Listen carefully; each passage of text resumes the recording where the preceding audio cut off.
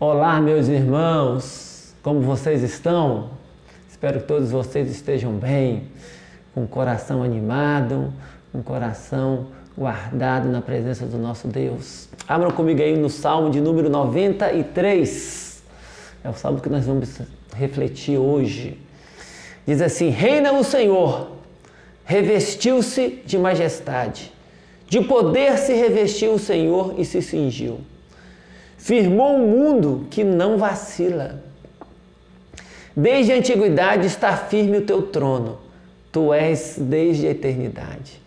Levanta os rios, ó Senhor. Levanta os rios o seu bramido.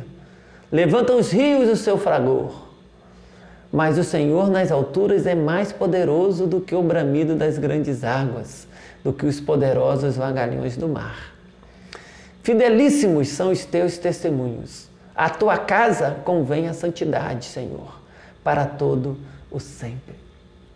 Meus irmãos, esse salmo é um salmo que fala sobre o reinado do Senhor. É um salmo de louvor, de exaltação à grandeza do nosso Deus, focando nesse aspecto da majestade dele, do governo soberano que ele tem sobre toda a criação.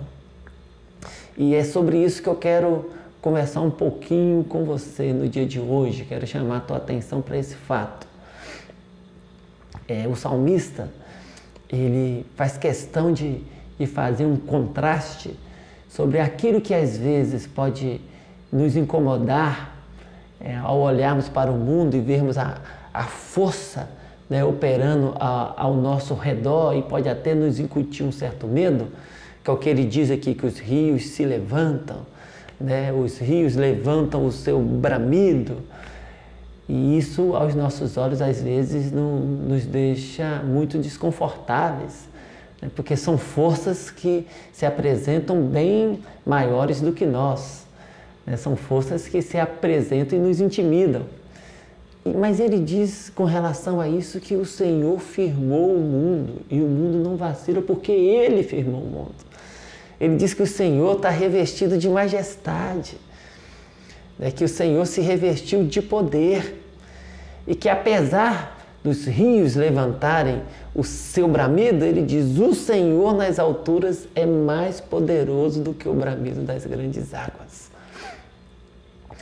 O que ele quer dizer com isso? Que diante desse cenário que aos nossos olhos pode até nos humilhar, porque essas forças se apresentam bem maiores do que nós, ele diz: olha, mas o Senhor é bem maior do que todas elas. A grandeza do Senhor não se compara com isso que a gente acostumou a chamar de forças da natureza, né?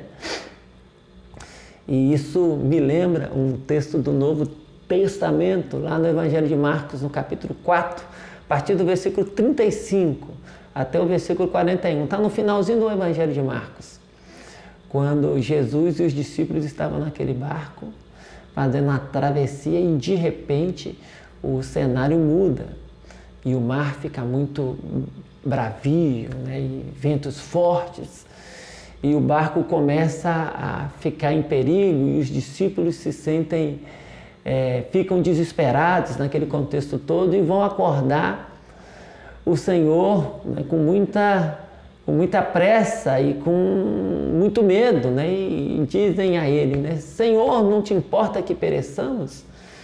E diz então que o Senhor levanta e ele ordena ao mar e ao vento que calem a boca, que emudeçam.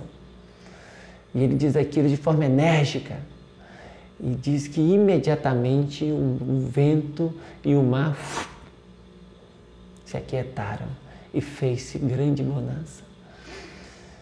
E que naquela hora os discípulos ficaram olhando uns para os outros e perguntando: quem é este que até o vento e o mar lhe obedecem a voz? Quem é este? Aquele, o nosso Senhor Jesus, era o Rei dos Reis e o Senhor dos Senhores. Era o Filho de Deus que se fez carne, e que, vestido de majestade, revestido de poder, tinha autoridade para dar ordem à criação. E é disso que o nosso coração precisa se lembrar, irmãos. O Senhor, ele é aquele que reina. Ele reina sobre tudo, sobre todos, e ao mesmo tempo, apesar do trono dele estar nas alturas, ele nos contempla aqui na nossa história. Ele olha para nós e olha por nós. E é aquele que intervém na nossa vida conforme o seu propósito, conforme a sua vontade. Então, o nosso coração, no meio das dificuldades, pode sempre se encher de esperança e de confiança, porque aquele que nos amou, aquele que nos atraiu, que nos reconciliou consigo, é aquele que se preocupa conosco, é aquele que quer glorificar a vida dele na nossa vida, e é aquele que detém todo o poder sobre tudo e sobre todos. Poder esse que é superior e que nenhuma força nesse mundo é capaz de resistir. Por isso, agindo Deus, quem impedirá?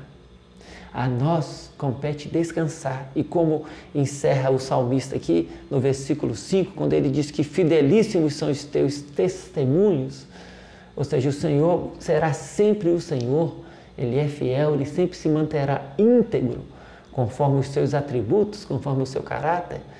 A nós competirá o que? Ele diz na sequência: a tua casa convém a santidade, Senhor, para todo o sempre. Assim como o Senhor é o Altíssimo e a majestade do Senhor aponta para a santidade dele, para a separação dele, a nós também, aqui, enquanto vivemos nesse mundo, compete que entendamos que convém a nós vivermos também em santidade, em separação, caminhando nesse mundo, mas com os princípios e valores que não pertencem a esse mundo, pertencem ao reino de Deus. Que Deus te abençoe e te dê um coração confiante, um coração que se entrega ao Senhor e espera o socorro dEle e que se dispõe a viver assim, em santidade, conforme os valores do reino de Deus e não conforme os valores desse mundo. Deus te abençoe em nome de Jesus. Amém.